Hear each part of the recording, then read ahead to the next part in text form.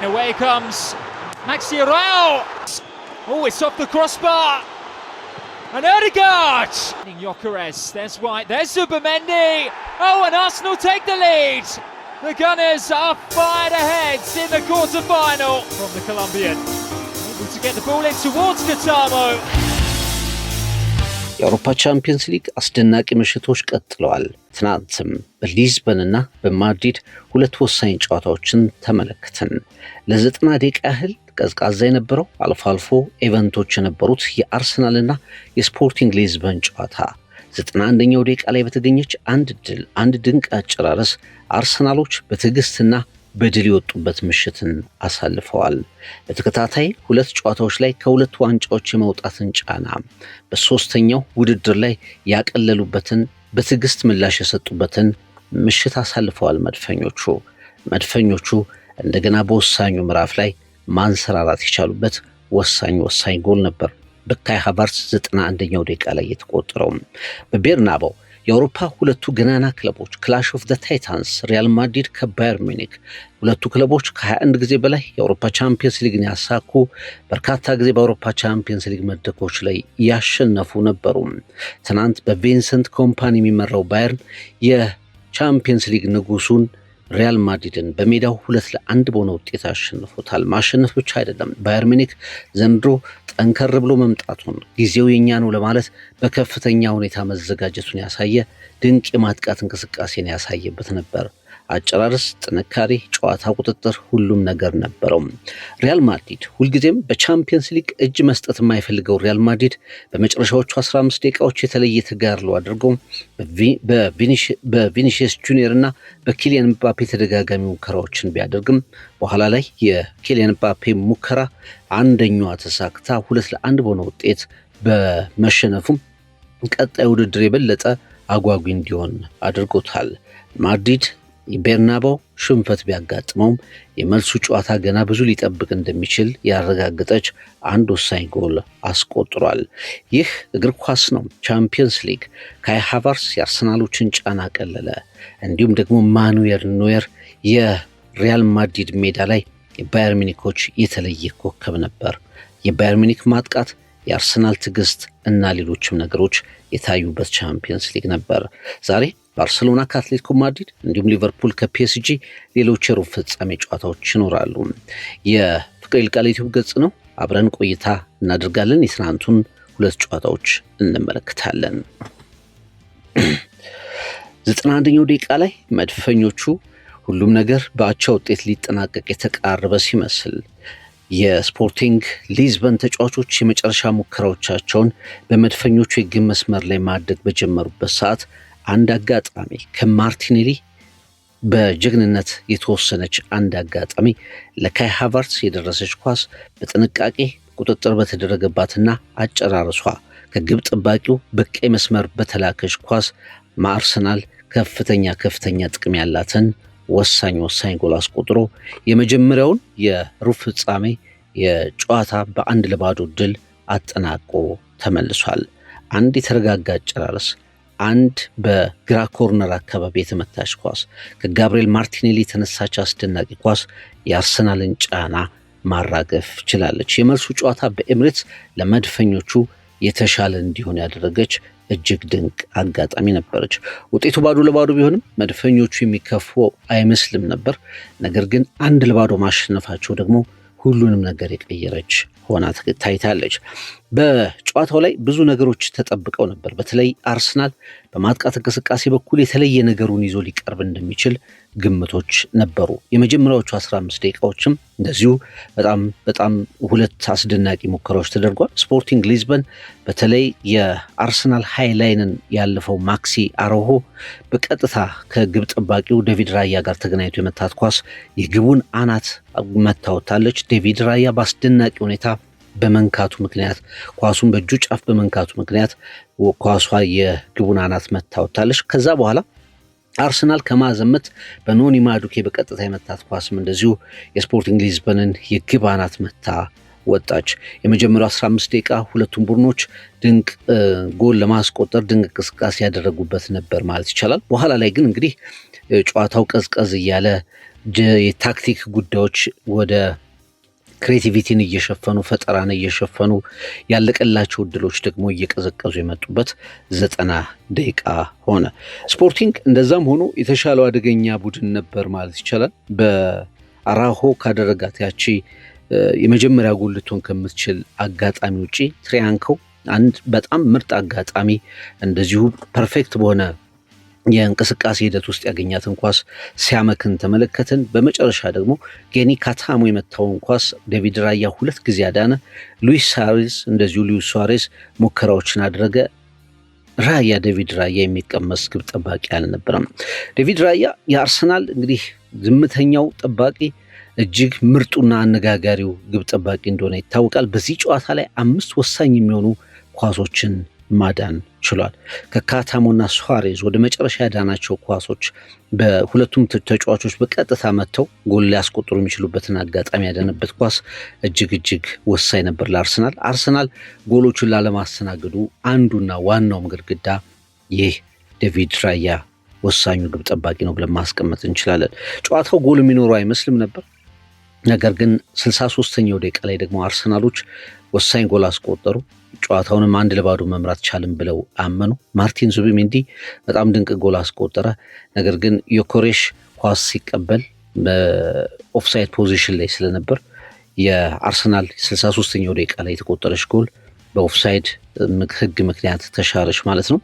ከዛ በኋላ አርሰናል በአብዛኛው ያልተቸገረበት ጨዋታ ነበር ማለት ይቻላል። በእርግጥ ሙከራዎች ተደርገውበታል፣ ግን የራሱን አይደንቲቲ ጠንካራ መከላከሉን ያላጣ ለተጋጣሚ እድል የማይፈቅድ እርጋታ ያለው እምነት ያለው አርሰናልን በንጽጽር የተመለከትንበት ነበር። በተለይ በኤፍኤ ካፕ ከሳውዛምፕተን ጋር የነበረው አርሰናል፣ በካራባው ካፕ ፍጻሜ ከማንቸስተር ሲቲ ጋር የነበረው አርሰናል ብዙ የተተቸ ነበር።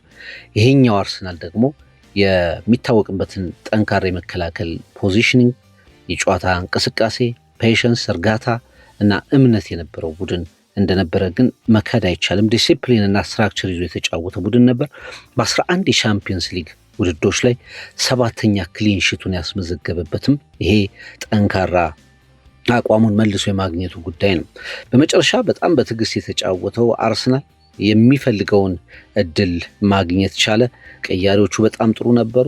በተቀያሪነት የገቡት ሁለቱ ተጫዋቾች ማርቲኔሊ እና ካይ ሃቨርትዝ ተጣምረው በመጨረሻ ወሳኛዋን ጎል ማስቆጠር ቻሉ ማለት ነው። ይሄ በማንቸስተር ሲቲ ላይ የተመለከትነው አርሰናል አይደለም። በሳውዛምፕተን ከኤፍኤ ካፕ የተሰናበተው አርሰናል አይደለም። ድል ግዴታ ሆኖ ወደ ስፖርቲንግ ሊዝበን ሜዳ ጆዜ አልቫልዴ ማቅናቱ ይታወሳል። በጣም ኢሞሽናል የሚያደርግ ጨዋታ ለመሆኑ ተጫዋቾቹና ሚኬል አርቴታ ያሳዩት ምላሽ በቂ ነው። አስፈላጊ ድል ለመሆኑ የድሉ ጉዳይ ገና በአንድ 90 ደቂቃ ቢቀረውም ግን ለሌሎቹም ውድድሮች ለምሳሌ ለፕሪሚየር ሊጉም ጭምር በጣም ወሳኝ እና አስፈላጊ ድል እንደነበረ ተጫዋቾቹ ያሳዩት ነገር በደንብ የሚያሳይ ነው ማለት ይቻላል። የአርሰናል ታሪክ በፖርቹጋል እንደገና የተቀየረበትም አጋጣሚ ነው። 6 ጨዋታዎችን ከፖርቹጋል ክለቦች ጋር አድርጓል።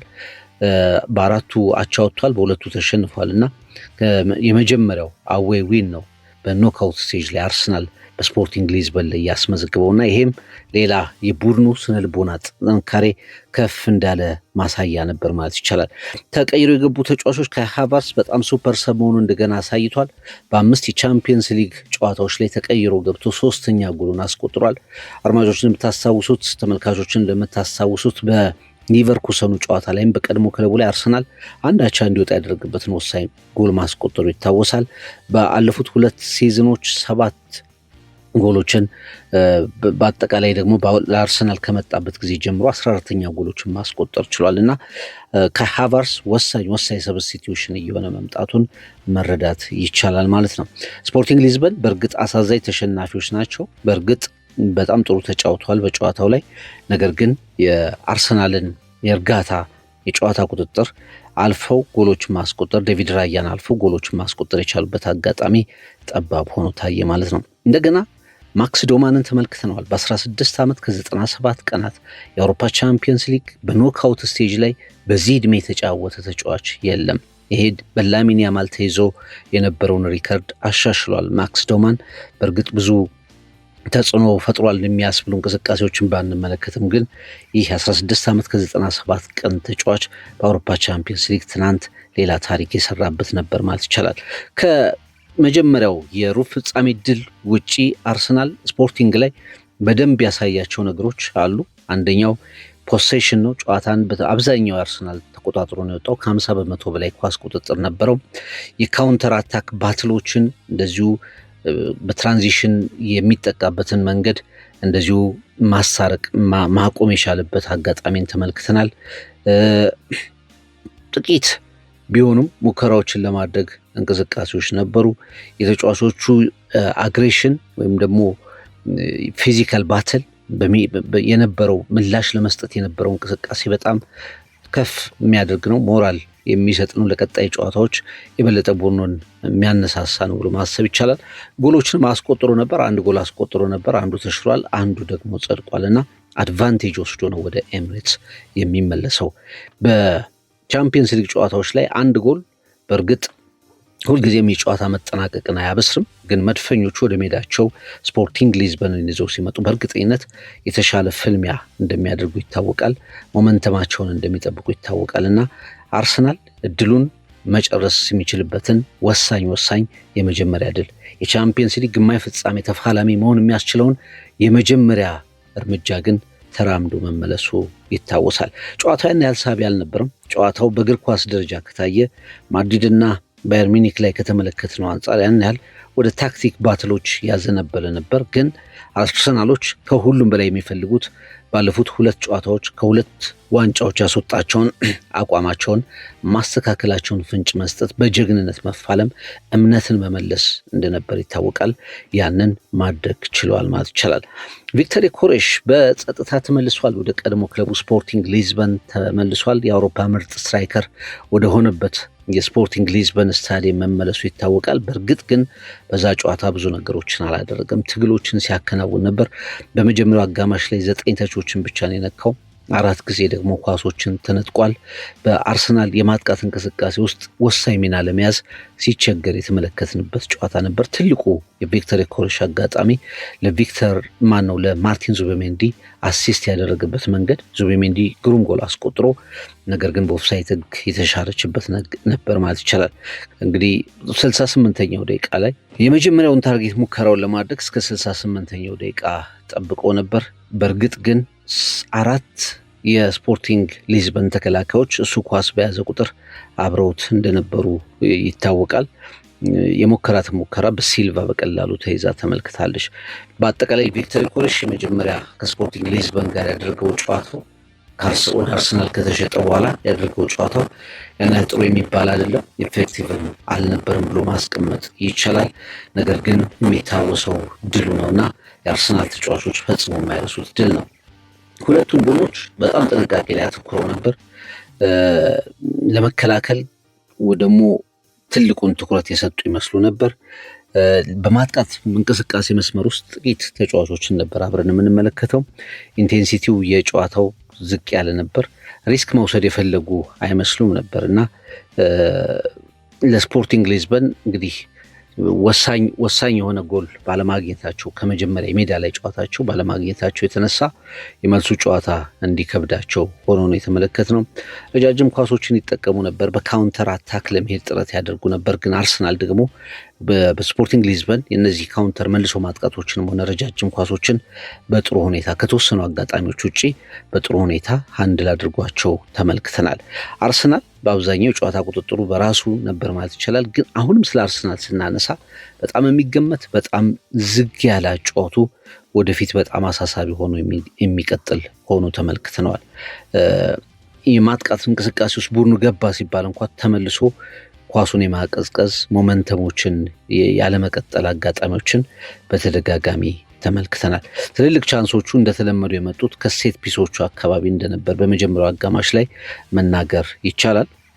የጎል የማስቆጠር ኤክስጂውም በጣም ዝቅተኛ ከሚባሉ ጨዋታዎች መካከል አንዱ ሆኖ ተመልክተነዋል እና ሰከንድ ሌግ ላይ ወይም ደግሞ ሁለተኛው ዞር ላይ አርሰናል በሜዳውም ስለሚጫወት ሪስክ የሚወስድ በፈጣን እንቅስቃሴ የሚተቸውን ይሄ ስሎ ቦል በፈጣን እንቅስቃሴ መተካት፣ ፋይናል ፓሶችን ክሬት ማድረግ፣ ሙከራዎችን ማድረግ በጣም አስፈላጊ እንደሆነ ያሳሰበ ጨዋታ ነው። የቡካዮ ሳካ በጨዋታው ላይ አልነበረም።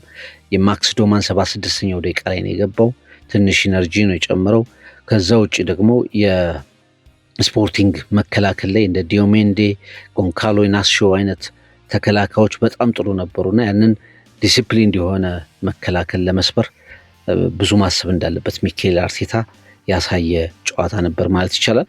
ከዛ ውጭ ግን ስለ ዴቪድ ራያ አሁንም አንድ ተጨማሪ ነገር አንስቼ የአርሰናልን ጉዳዮች መደምደም ይኖርብናል።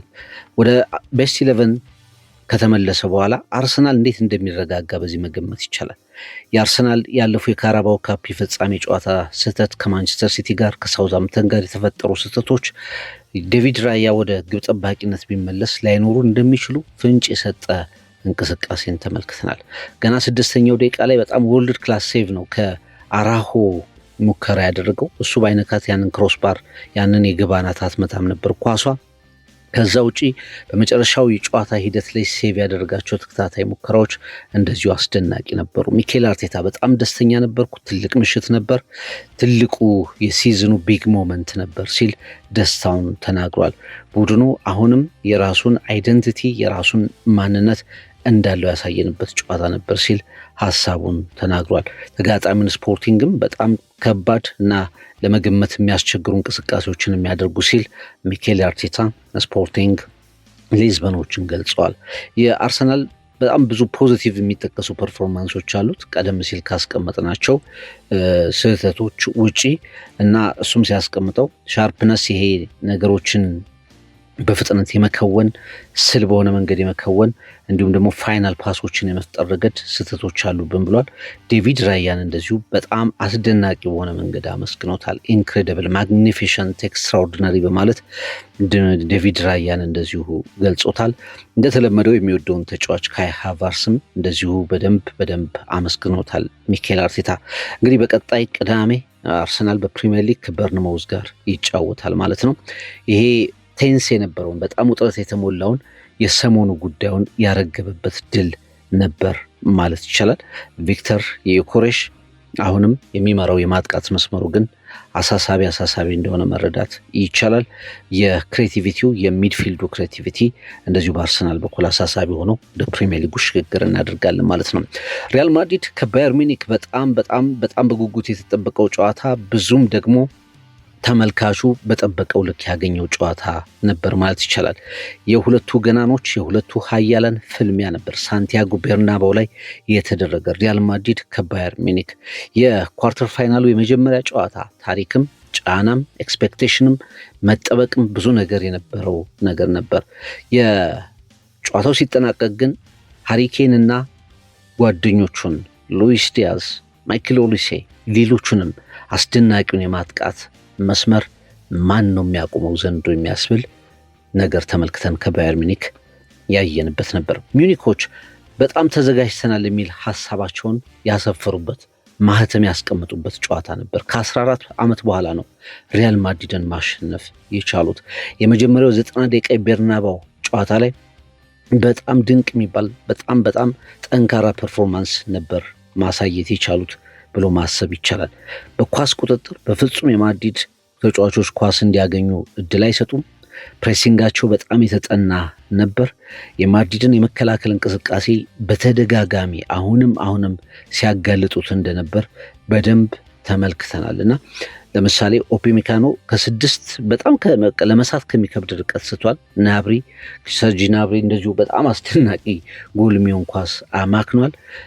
አንድሬ ሉኒን ግብ ጠባቂ ሪያል ማድሪድ ቲቦ ኮርቷ ስላልነበር እሱን የተሰለፈው በተደጋጋሚ ጫና ውስጥ ሲወድቅ እንመለከተው ነበር።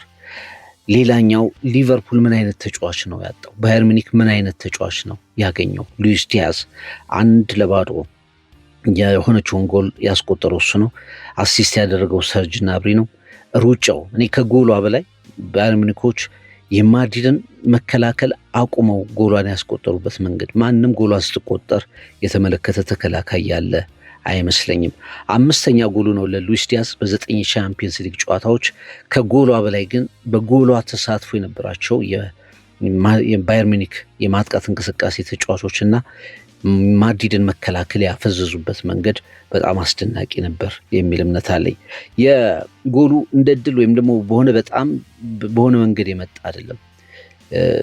የትኛውንም የተከላካይ መስመር ብሬክ ማድረግ የሚችል ፓስ እንዳላቸው ዘንድሮ ባየር ሚኒኮች በተደጋጋሚ እያሳዩ እንደነበር ተመልክተናል። ሉዊስ ዲያዝ ደግሞ ዘንድሮ በ80 ሩጫዎችን ከተከላካዮች ጀርባ ያከናወነ ነው።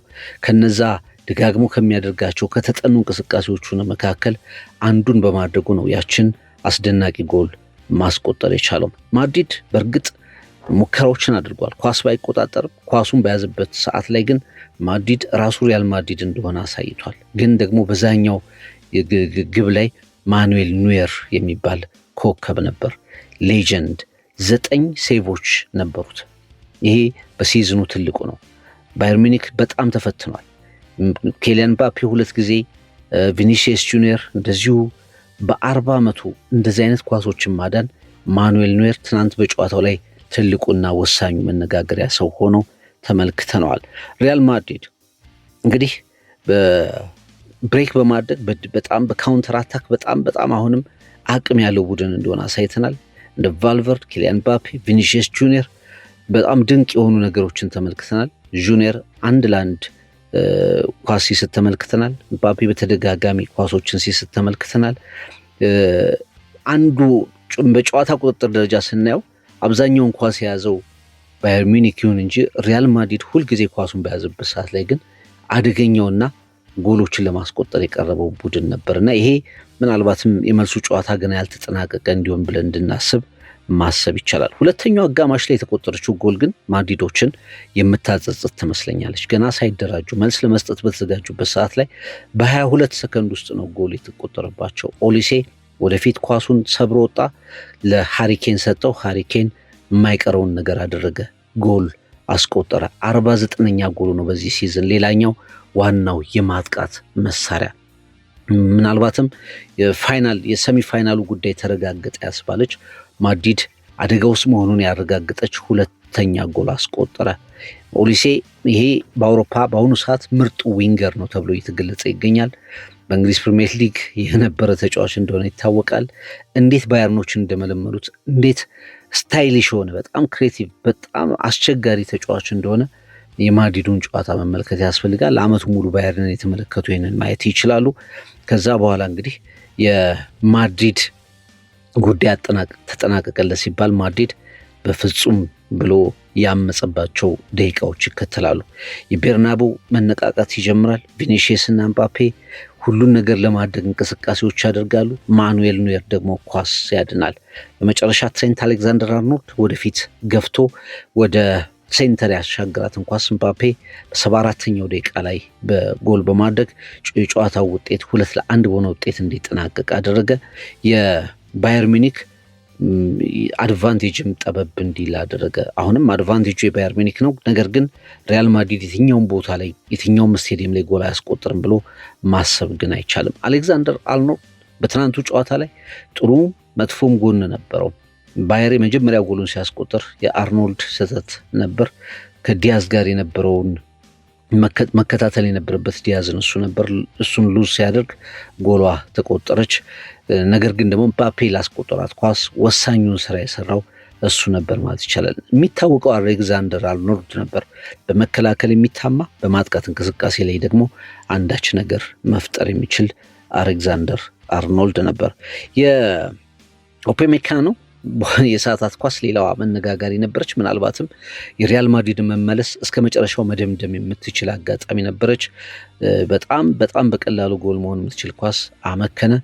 ማድሪድ እንግዲህ 3-1 የሚሆንበትን አጋጣሚ ባየር ሚኒክ ሳይጠቀምበት የቀረ ነበር።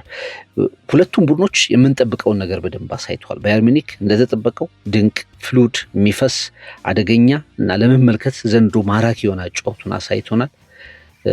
ነገር ግን ደግሞ ሪያል ማድሪድ በመከላከሉ ደረጃ ዲስኦርጋናይዝድ ቢሆንም በደንብ ያልተደራጀ ቢሆንም ግን በማጥቃት በኩል ያለው አቅም ግን አስደናቂ በሽግግር ወቅት ያለው ንቃት ግን ሪያል ማድሪድ አሁንም አስደናቂ እንደሆነ ተመልክተናል።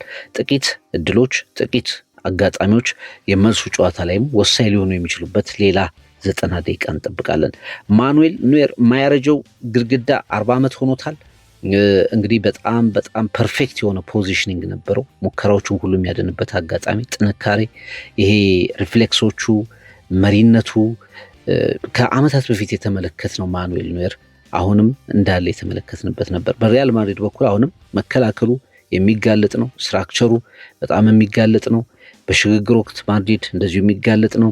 በዛ ላይ ደግሞ ሸዋሚኒ በሁለተኛው 90 ደቂቃ መልስ ጨዋታ ላይ አይሰለፍም እና የታክቲካል ኢምባላንስ ቡድኑ ኢምባላንስ የመሆኑ ነገር ለሪያል ማድሪድ አሳሳቢ ነበር ማለት ይቻላል።